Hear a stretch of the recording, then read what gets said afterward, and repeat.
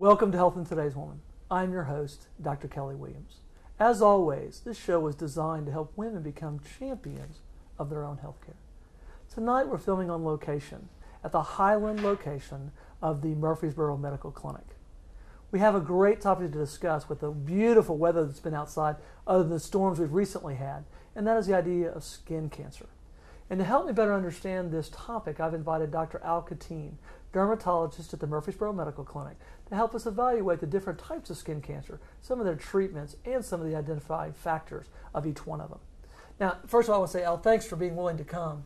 And as I said a minute ago, as we start to see better weather, we're starting to see more and more people get out, not only for outdoor activities, but also for work. And we start seeing people that are getting a lot more exposure. So I want to take a look at some of the different types of cancer, how we can kind of identify them, and understand some of their treatments also. And I want to start off with squamous cell cancer, which a lot of people don't understand. I want you to give us a little bit of an idea of what we mean by squamous cell, and then what we mean by squamous cell cancers. Okay.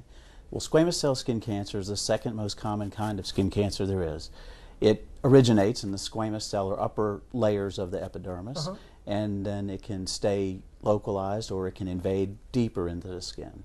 It is more highly related to sun exposure than other kinds of skin cancer, and a small percentage of them can spread if left long enough. Interesting. So this is one that actually does go deeper into the skin and can spread throughout the rest of the body. It's just not very common. Is that right? Right. Now I want to take a look for just a second. We've got a couple of pictures here we're going to show you just to kind of give you an idea of what we've got as far as the squamous cell cancers. And we've got one that we know that's going to be on the lip. And tell us a little bit what we're looking for when we're looking at a squamous cell cancer. Well, squamous cell cancers can look a little bit different in different situations and different locations on the body. Generally, they're rough, nodular, sometimes warty, scaly growths. Okay. They can start from just a precancerous type of keratosis and evolve over time into a squamous cell. But it's a non-healing kind of growth that comes up generally on a sun-exposed area. And it's something that, why isn't this area healing? That's when I need to be concerned. Right. If I've got something that keeps, this place doesn't seem to be going away, and especially in somebody who's very active in the outdoor world, especially working in the outdoor, those are the kind of people that really need to be concerned. And exactly, you hear that a lot. You say, I have this place and it's just not healing. It's been there for a number of months and it's scabbing over, that kind of thing. And the other thing I want to talk to you a little bit about as we kind of move on now, what about the whole idea of where are these areas typically involved with squamous cell cancers? What type of places on the body do you typically see it? Most likely you're going to see them on sun-exposed areas of the backs of the hands, the forearms, the face. Like you mentioned, the lip's less common, but you can get it there. And sometimes the upper portions of the chest that get exposed to the sun. And I always tell people you can get these cancers in places you don't think about too. So it's always important if you're concerned to have somebody take a look at it. But sometimes it could occur in places you think, well, I didn't know that could touch the sun. Is that true also? Right. And sun exposure is a big factor, but not every place is going to be coming up in a sun exposure area. Okay, but anything that you're concerned about, always a good idea to have a dermatologist take a look at it, especially if it's something that's persistent, that's not healing. If it's something you don't recognize and it's not going away and not behaving normally, get it checked out. Okay, the next thing we're going to talk about is basal cell carcinoma. Now, this is the most common form of skin cancer, correct? Correct. And tell us a little bit about that, because it's a little bit different cancer. It behaves a little bit differently too, doesn't it? It does. Basal cells, in general, they're little shiny or pearly growths that usually have a little breakdown in the center, make a little sore.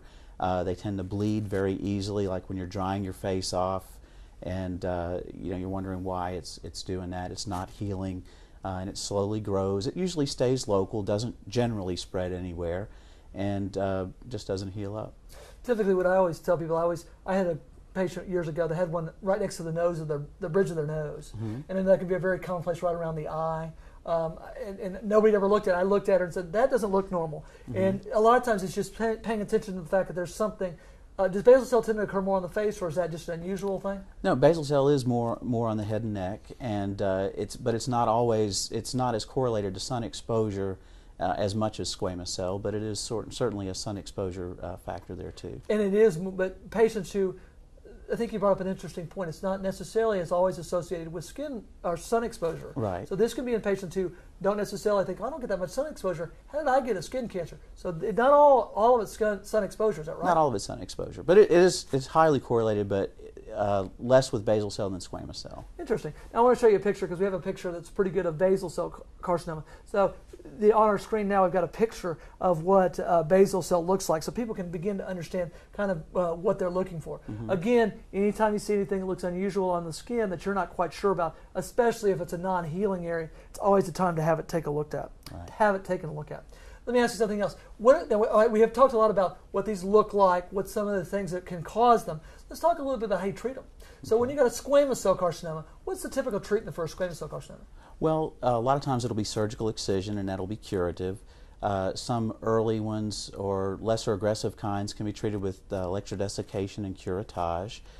Some superficial squamous cells, like in situ squamous cells, just confined to the epidermis, you can even freeze them hard or treat them with some topical treatments. In electrodesiccation, we're talking about burning. Burning, right. And then just popping it off. And I think it's also important, I want to make sure we mention this too, a lot of times just the biopsy on a squamous cell can be curative, is that right? Or are you usually going to have to come back, they're going to biopsy it and then come back and take it off? It'd have to be a pretty good biopsy to consider it curative. If it's a low-grade thing, it's something you can watch, like a squamous cell in situ. If you get all the way around it, you could watch it. But I like to do something to the base or the surrounding area, even if it looks like it's all off, because usually you take a margin around these things once you get a biopsy that's positive. So you're starting off, usually patients are going to come to you, you're going to start with a biopsy, because I think a lot of patients want to know, where do I go from here? So if we do see something that's abnormal, typically take a biopsy, send it off to the pathologist. Based on that, we'll have you come back and then do further treatment. Right, depending on what the results show, what kind of cancer, what subtype it might be, how aggressive,